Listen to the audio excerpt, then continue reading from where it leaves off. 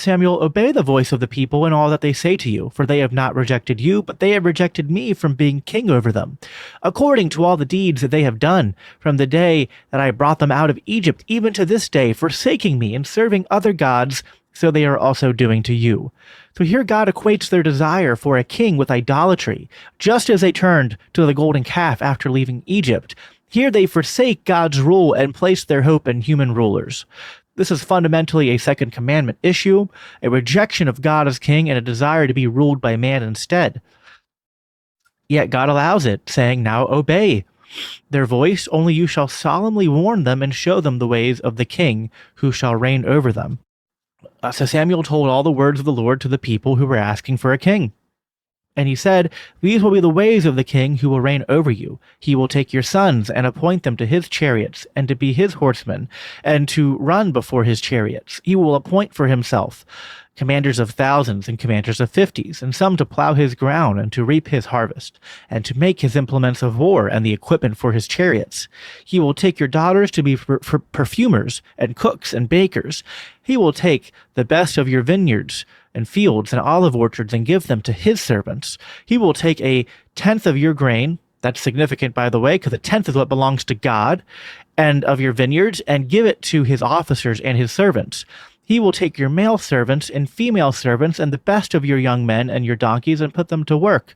He will take a tenth of your flocks, and you shall be his slaves. And in that day you will cry out because of your king, whom you have chosen for yourselves, but the Lord will not answer you in that day." So it's essential to compare and contrast Israel's governance before and after the institution of the monarchy.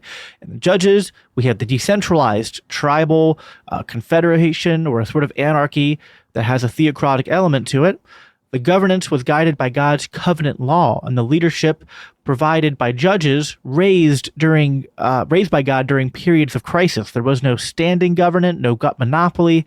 These judges had temporary authority, often limited to specific military and judicial roles. Now, certainly within the tribes, they probably had their own spontaneously formed governing structures, but we're just looking at like Israel as a whole, right? It was very decentralized.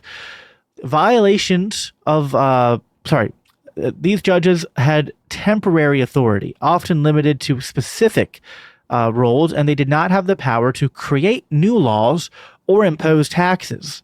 Violations of God's law during this period were typically localized, tied to specific tribes or individuals, and then addressed in their immediate context. And so while there were instances of immorality, of lapses into idolatry, these were cyclical, followed by repentance, and they served to foster a greater reliance on God for deliverance.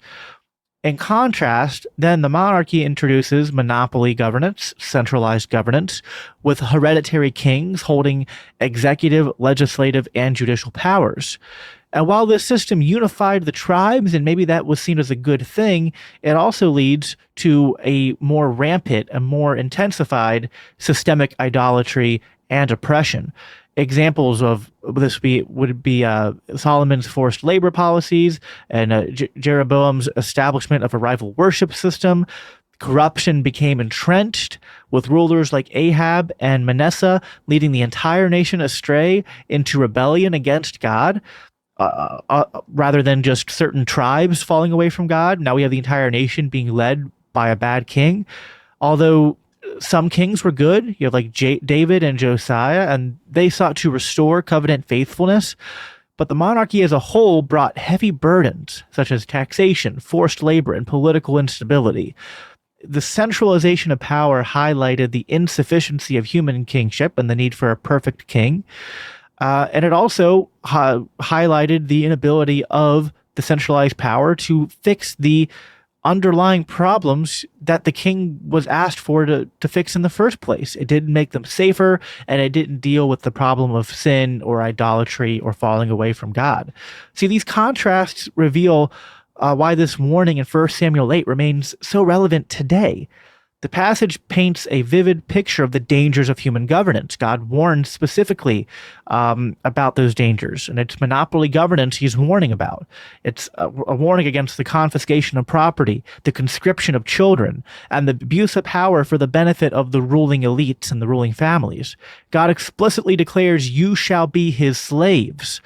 And so we can see there's kind of a dual image here, dual lesson here, that the rejection of God's kingship inevitably leads to oppression, the oppression of sin and our bondage to sin, and then also the oppression and bondage of our lives to human kings and rulers that we put up in place of God.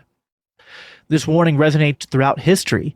Consider the countless lives lost or scarred by rulers manipulating young people or drafting them outright into wars that serve the interests of the ruling elites. The caution of 1 Samuel 8 should compel us to critically evaluate human kingdoms and the state, even if you're not fully convinced of anarchy yet as a better alternative. The lesson still applies. As God states plainly, they have not rejected you, but they have rejected me from being king over them. And humans continue to do this today.